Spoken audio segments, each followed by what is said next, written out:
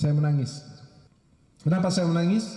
Saya ngerasa, ya Allah, alhamdulillah. Berarti untuk menjadi Islam itu pilihan Allah, bukan karena kepintaran.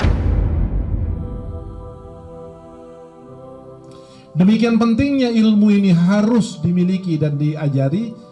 Maka saudara-saudara yang dirahmati oleh Allah, Nabi Muhammad kemudian mengingatkan, al-ilmu ilmani, kata Rasul. Ilmu itu ada dua.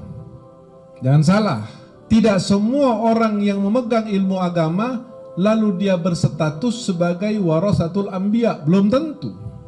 Karena kalau mau bicara setiap orang yang punya agama pasti jadi pewaris para nabi, tentunya yang paling pantas adalah seorang wanita di usia 70 tahun yang pernah bertemu dengan saya pada saat perjalanan saya dari Afrika menuju ke Indonesia, transit di Jordan. Saya di pesawat ketemu duduk dengan seorang nenek usianya kira-kira 70 tahun. Anda tahu? Nenek ini hafal Al-Quran. Yang kedua, dia hafal tafsir Al-Jalalain. Hafal tafsir Jalalain. Coba saya mau nanya, kalau hafal Quran banyak, hafal tafsir Jalalain, tunjukkan ke saya siapa yang hafal tafsir Jalalain. Duduk ngobrol dengan saya. Dia ngaku hafal Quran, hafal tafsir Jalalain. Lalu saya melihat agama Islam ini ada dua. Ada hukum, ada fadail amal.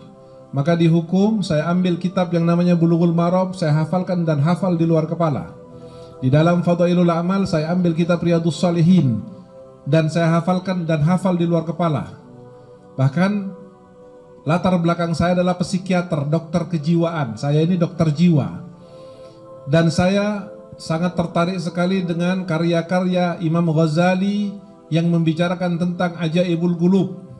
Maka saya sudah khatam Bukhari, khatam Ihya Ulumuddin 40 kali dan bab ajaibul qulub sudah saya hafal. Dia berbicara dengan bahasa Arab kepada saya. Tapi dia lihat wajah saya tidak terlalu Arab, maka dia nanya, Anda dari mana? Saya bilang dari Indonesia. Langsung dia pindah dengan ke bahasa Indonesia berbicara kepada saya. Berapa kalimat dia berbicara, dia tanya kepada saya, Anda dari mana aslinya di Indonesia? Saya bilang saya dari Jawa. Dia langsung bicara bahasa Jawa yang halus kepada saya. Saya kagum kepada orang ini.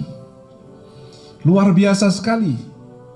Pada saat pesawat mendarat di Yordan, dia bawa banyak barang, saya akan bantu turunkan dari kabin pesawat ke lantai pesawat sampai pintu dibuka. Pada saat dia akan mengambil barangnya, dari balik jilbabnya keluarlah kalung yang bertanda salib. Saya kaget, tapi dia bilang, dia senyum. Dia bilang, kita ketemu di hotel karena kita transit, saya akan nanti cerita banyak. Singkat cerita, saudara yang dirahmati oleh Allah, ternyata wanita ini bukan muslimah, tetapi dia hafal Quran, hafal Jalalain, hafal Bulughul Maram, hafal Riyadhus Shalihin, pernah membaca Ihya 40 kali dan menghafalkan bab ajaibul qulub yang ada di kitab Ihya. Tapi dia bukan muslim.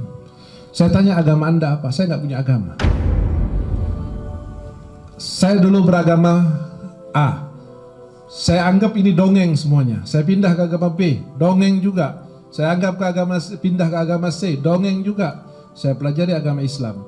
Saya sekarang tidak beragama. Tetapi kalau Anda bertanya kepada saya, agama apa yang benar, agama apa yang kekal, agama apa yang masuk akal, agama apa yang sebenar-benarnya petunjuk, Islam dan Al-Quran. Banyak hal yang dia bicarakan dengan saya di restoran hotel tersebut, sampai ketika dia akan berangkat melanjutkan perjalanannya ke Jerman, dia bisikin saya sambil mengatakan, doakan ibu nak, supaya ibu jangan sampai mati kecuali Islam. Saya menangis. Kenapa saya menangis? Dalam hati, ya Allah, alhamdulillah, saya tidak harus hafal Quran, tidak harus hafal tafsir, tidak harus Riyadhus Shalihin, Bulughul Maram, Ihya.